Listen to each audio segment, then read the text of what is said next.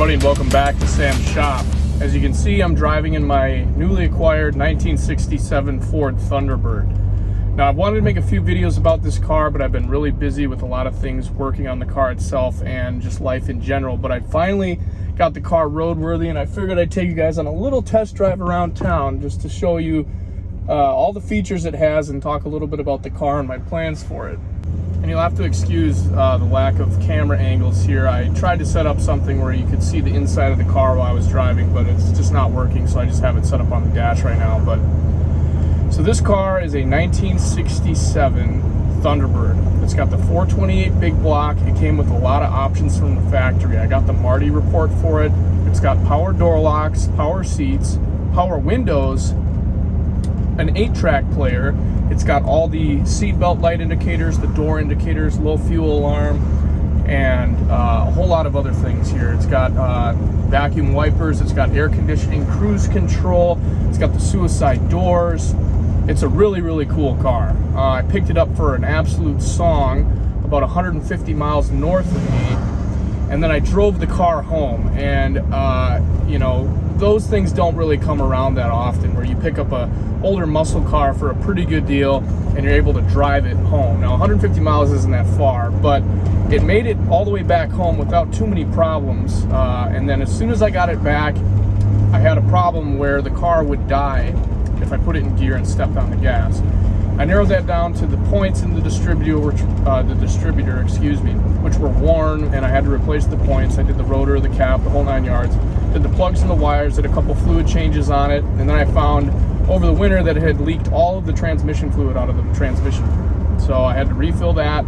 There was a leak in the gasket.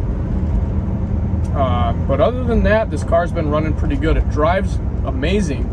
I mean, these old cars are like boats, you know, they just kind of float on the road, and I have no complaints about this vehicle, really. I mean, it had some little things wrong with it, you know, the paint's not perfect.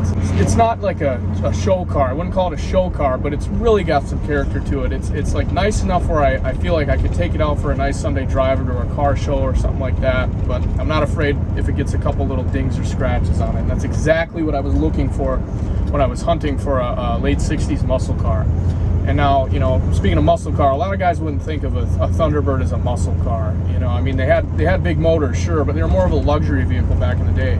Like I said, I did the Marty report on this car, and the original owner bought this car in it was the new year, 1966, and then 67 was the new model year, and he bought it brand new from the dealer, and he basically got every option that was available except for the limited slip differential, which I wish this car had, but pretty much every other option that was available.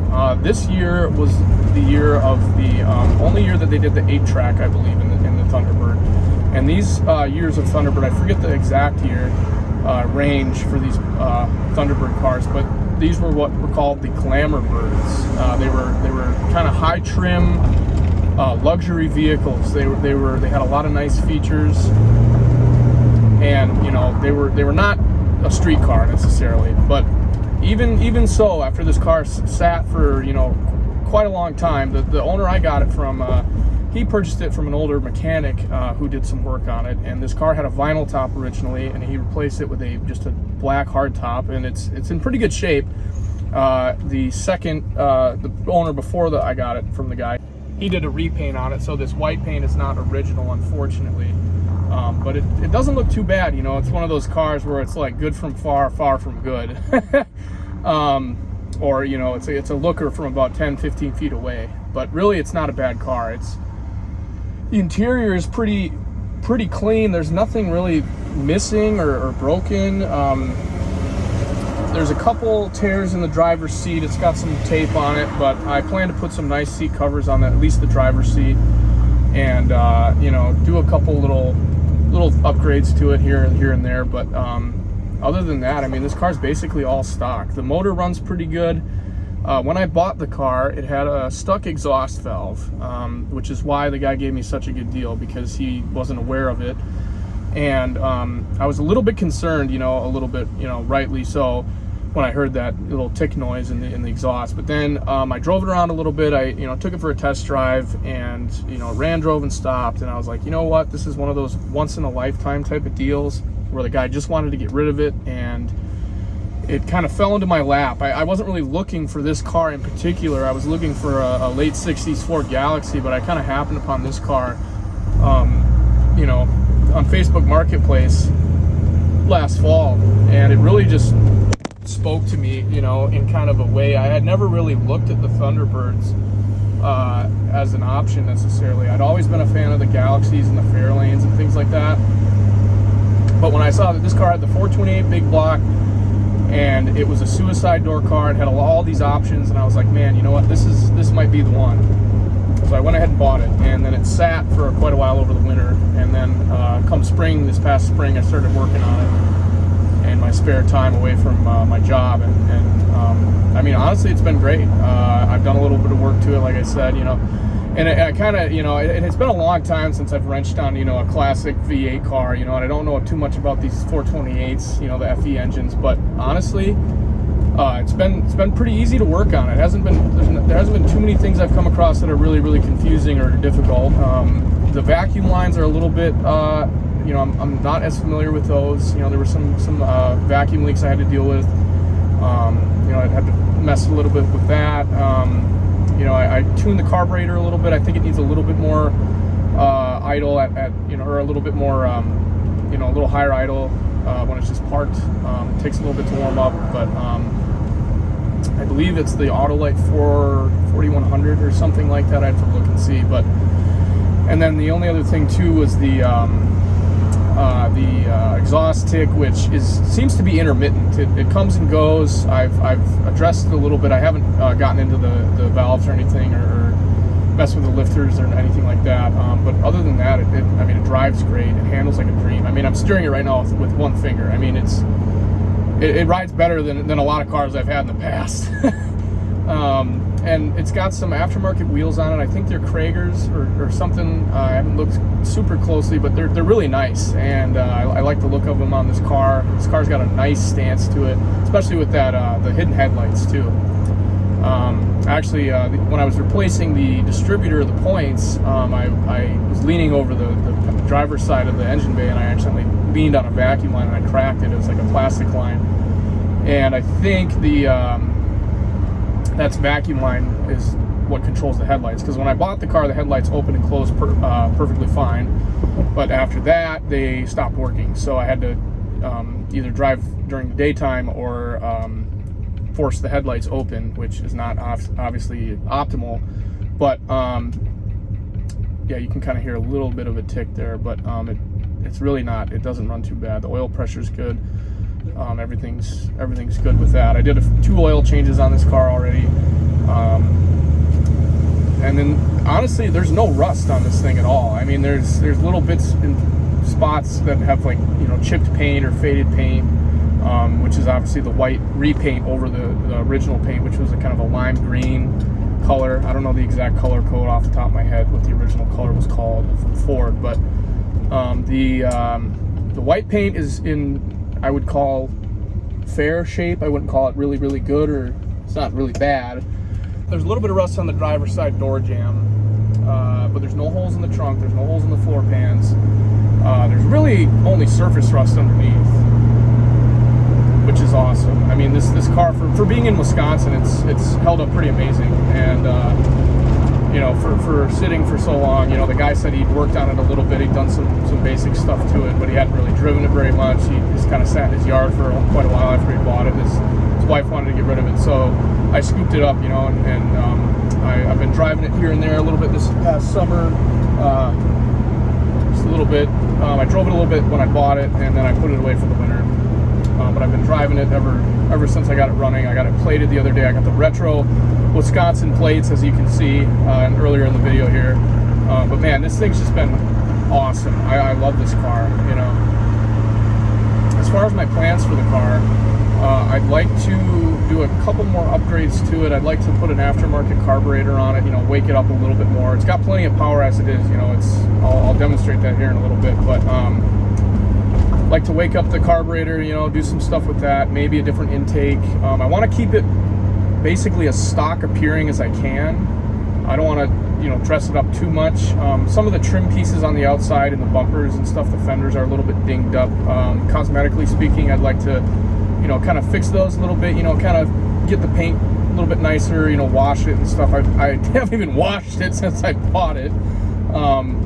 But, you know, just kind of make it a little bit nicer exterior wise, and then I'd like to revamp the interior a little bit. There's nothing too much going on with the interior, but there's a couple things that don't work, unfortunately. So the radio, it turns on, but it doesn't work. It's an AM/FM radio, and it's got an 8-track player, which I was really excited about. I have a couple 8-tracks actually in the car here with me that I bought to test the 8-track player, but unfortunately they don't work, or the 8-track player doesn't work. So I'm gonna do some research and see if I can get that rebuilt or fix it myself. I know it's kind of an old school thing, and I believe, like I say, this is the only year that they offered the 8-track in this car, which is pretty cool. And then the gauges work. Seems like I've noticed in the past couple days that my oil pressure gauge is kind of reading either intermittently or malfunctioning in some way. At first I was a little bit worried that the oil pressure was actually low, but I verified that it wasn't in fact low, which would be obviously a big problem. But the speedometer works, the clock does not work. The temperature gauge and the voltmeter both work here on the dash. And the AC, I believe, is disconnected right now. The heater core is bypassed, and the cruise control module was disconnected, according to the previous owner, because he said he tried hooking it up and it was overheating, so he disconnected it. But it's just one wire that needs to be reconnected, and the module needs to be replaced in order for that to work. So there's a couple like comfort features that have been either worn, you know, or just aren't working. And the windows are the other thing. The biggest thing for me is the driver's side and the passenger side window up here do not work. They're power windows, so I'm assuming it's the motor or the switch that are faulty. The rear windows open and close with the switches. I have one of the rear windows open right now. I wish this car had wing windows. It does not. And there's you know, everything else is pretty much intact on this car. And you know, it's like I say, it's not perfect, but I was looking for a car that I knew was like running and driving, but not perfect. I wanted something that I could tinker with. I wanted something that I wouldn't be afraid to, you know, drive down a dirt road sort of thing, you know, and not worry too much about the paint or the, you know, anything like that. So it's pretty perfect for what I was looking for. It was kind of an unexpected find, if I'm honest here. It gets a lot of looks, you know. It seems like these Thunderbirds are, they're popular, but they're not as popular as some of the other more well-known cars of that era. You know, it's like, you know, and they've kind of got a unique look to them. They're a sedan. Some people, you know, some of my friends I talk to, they're like, oh, I don't really like the look of that front end, or that you know, the way the headlights are behind the grill. It kind of looks goofy. I think it looks really awesome. I think it's got a really mean stance to it. It sits a little bit lower. It's got some, you know, really interesting body styling.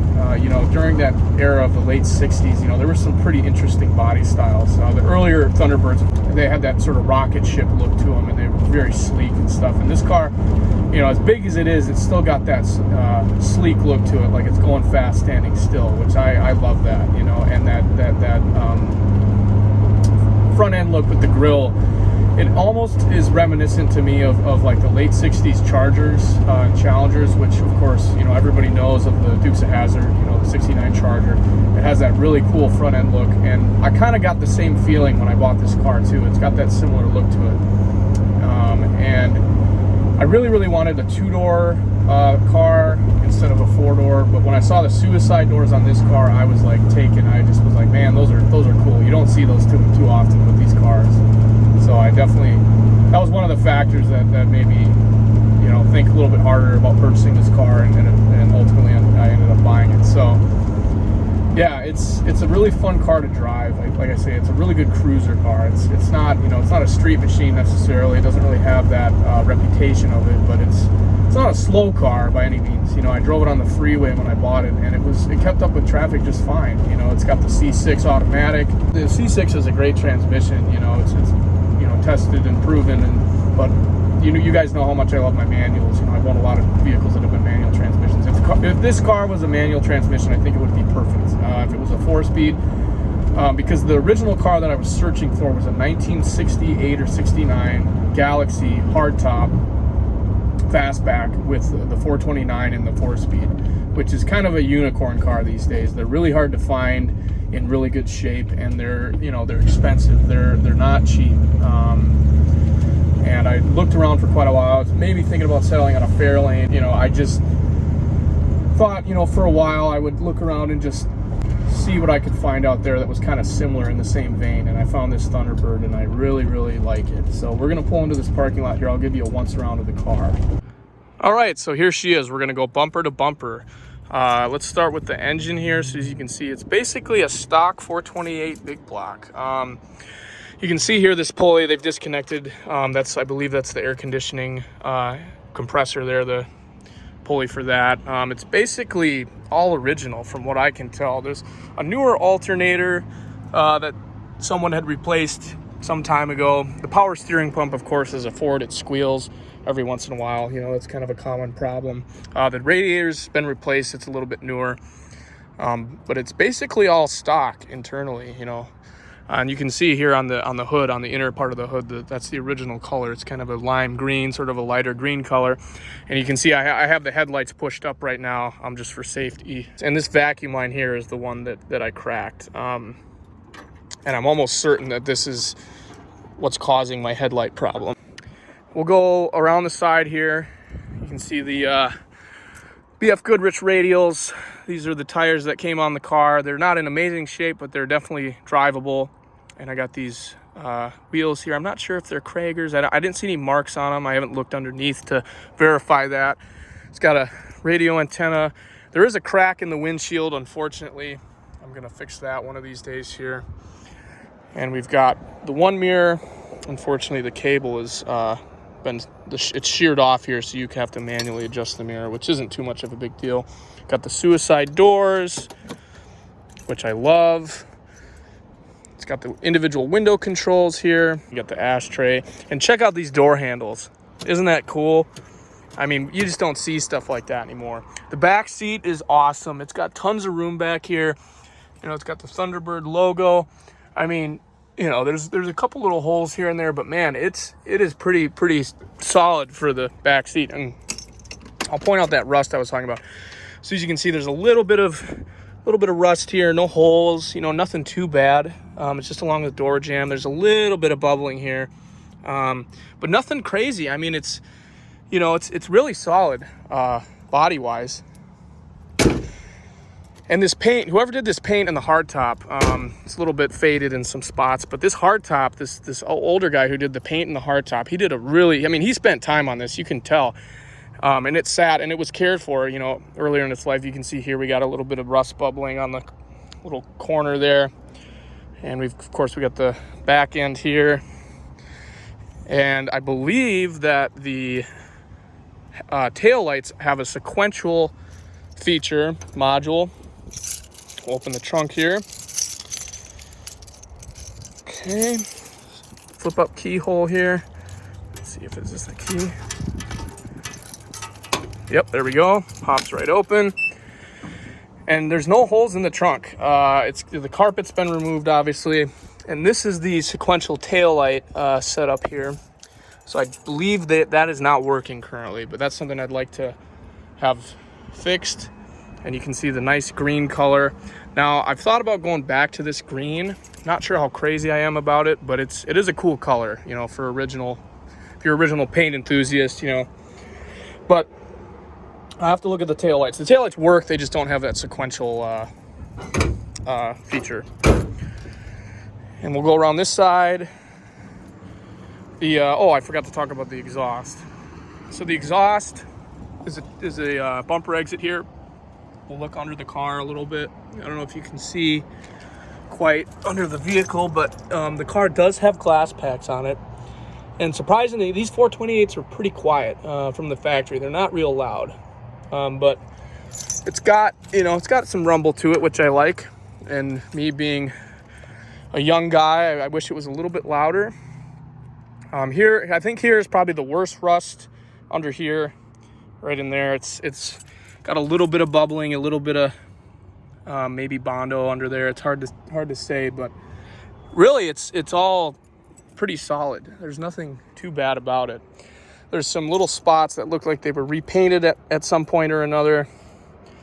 And then we're back to the front here. Like I say, it's a little dirty. There's some oily spots here and there from when I was working on it, but all in all, I mean, it's a really solid car. The transmission leak, as far as I'm aware, has been addressed. It no longer leaks. I'll have to do the seals on the shaft that connects to the linkage. I'd like to get those replaced just to be safe. And there's a little, very, very slight oil drip from the drain plug, which I'm not concerned about very much. Very easy to address. And of course, we only have the one mirror. We got this rear view mirror here, and this is the lights indicator. So this belt indicator does work. The door and the fuel and the flashers, have not verified that these work, unfortunately. We got our regular sun visors, nice little 8-ball charm there. And we got the air conditioning and stuff. We got our wiper, washer, fluid vents, air, and then our radio control here, the 8-track player, of course, right there. And our AC control, which the AC does not work, sadly. But I've always had vehicles that didn't have air conditioning, so I'm not too worried about it. We have our cruise control up here. Does not work. The horn works. But yeah, so we'll take her back and do a little rundown on some other stuff, and I'll see you guys in a bit. All right, so before we head back here, I'm just gonna kind of give you a little demonstration of the acceleration of this car. It's definitely got some get up to it.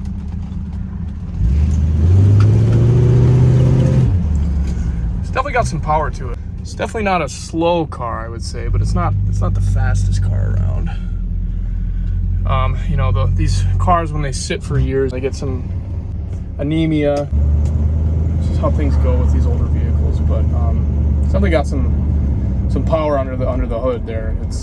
I mean, the 428s were not an engine to sneeze at. It's not the Cobra Jet, sadly, which is the higher performance version of this motor. It is a really solid car. I mean, it runs pretty well, shifts pretty well. I think the timing might have to be adjusted a little bit on this car. I haven't checked it yet. I do have a timing light to check, but I'm very happy with it. It's a fun car. It's just basically what I was looking for. You know, I've never owned a muscle car really in my life. I had a 72 Mercedes-Benz that had a nice V8 in it, but that was more of a cruiser car. You know, it was not really meant for racing around, you know, and even this car too is not really the best example of it's not a street car or anything like that. I mean, it sure could be with some proper upgrades, you know, wake up the motor a little bit, you know, hotter carb, you know, mid-rise intake, you know, roller camshaft, you know, things like that. And I've looked into some of these upgrades too, and I think I might, you know, think about doing an engine rebuild one of these days. You know, maybe over the winter time, you know, pull the engine. Like I say, I haven't really tore into it too much, and I know it has that exhaust tick that comes and goes. So I think it might need lifters, you know, valves adjusting, and, you know, things like that. But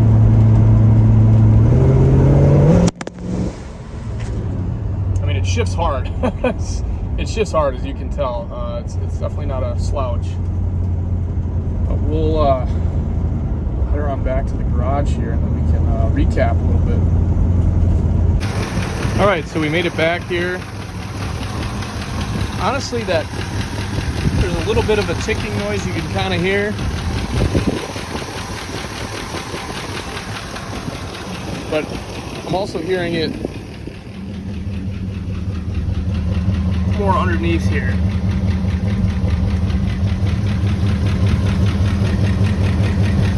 So, like I say, I'm pretty sure it's a stuck exhaust valve.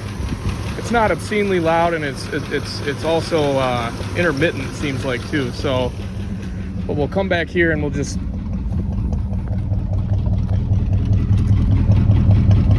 give a listen to the exhaust.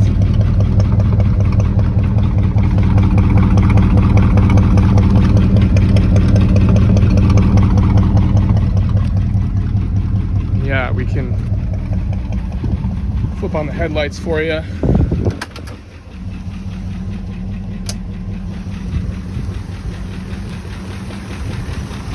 So there we have the headlights. Of course, the other ones are the two other ones are the brights.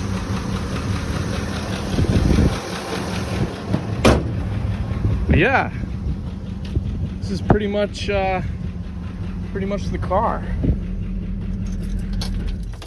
And we'll do a little start up here. I mean, it was just running, so we'll just get the key. Starts up pretty good.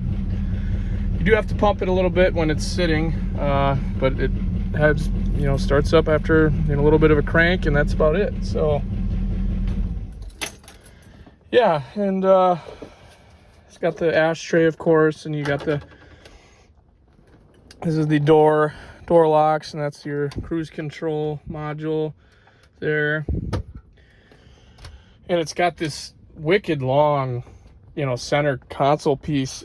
You know, these cars were just, the design of them was just, everything was you know, it's just different. Everything's, you got all these nice gauges up here, big gauges. And I love the look of this car, and in the inside and the outside. And I mean, I just can't get over these these door handles. They're so cool. And like you can see too, like whoever did the white paint on here, I mean, they didn't just do the outside. I mean, they spent time painting the whole car. So I'm sure this car, even with its original paint, looked awesome.